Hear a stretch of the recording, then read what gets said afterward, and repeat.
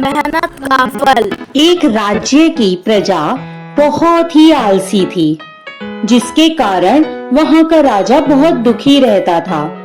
उसने कई बार अपनी प्रजा को आलस से छोड़ने के लिए समझाया, लेकिन उन लोगों पर उसकी किसी बात का असर नहीं पड़ता था। राजा अक्सर सोचता रहता था, अरे इस तरह तो मेरा राज्य कभी समृद्ध हो ही नहीं पाएगा। ये लोग कुछ काम करना ही नहीं चाहते, सबको बस मुफ्त की खानी है। एक दिन राजा ने प्रजा को आलस्य त्याग करने की प्रेरणा देने के लिए एक योजना बनाई। उसने अपने सैनिकों को एक व्यस्त सड़क के बीचों बीच पत्थर रख देने को कहा और आसपास ही छिपकर लोगों की प्रतिक्रिया देखने को कहा। सैनिकों ने वैसा ही किया। सुबह होने पर आने जाने वाले लोगों ने बीचों बीच सड़क में एक बड़ा पत्थर देखा। किसी ने उसे उठाने की कोशिश तक नहीं की। सब उसके आसपास से होकर निकल गए, चाहे उन्हें कितनी भी असुविधा क्यों ना हुई हो।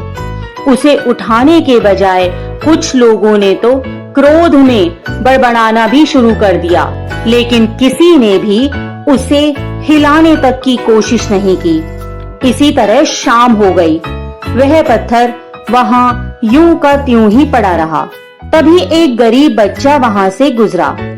उस पत्थर को देखकर उससे रहा नहीं गया और वह सोचने लगा, अरे ये इतना बड़ा पत्थर यहाँ बीच रास्ते में पड़ा हुआ है। सबको आने जाने में कितनी असुविधा हो रही है।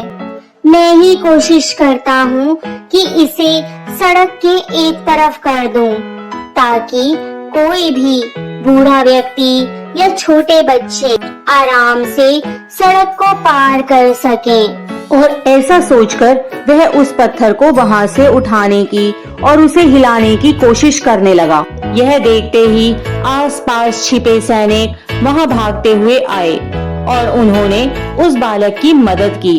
पत्थर के वहां से हटते ही बच्चे को उस स्थान पर एक थैली मिली। उसने वह थैली सैनिकों को देनी चाही, परंतु सैनिकों ने वह थैली उसे वापस कर दी और कहा कि इसे अपने घर जाकर खोलना, यह तुम्हारा इनाम है। जब बच्चे ने वह थैली खोली तो हैरान रह गया। वह थैली स्वर्ण मुद्राओं से भरी हुई थी। उसके अंदर एक कागज भी था, जिस पर लिखा था, उसके लिए जो इस पत्थर को हटाएगा। इस कागज पर राजा की मोहर भी लगी हुई थी। यह देखकर वहां के लोग बहुत शर्मिंदा हुए और उन्होंने अपने सिर झुका लिए। सैनिकों ने उस बच्चे को बहुत शाबाशी दी और लोगों को भी यह शिक्षा मिली कि यदि उन्होंने भी मेहनत की होती या मेहनत के बारे में सोचा होता तो यह इनाम उन्हें मिल जाता।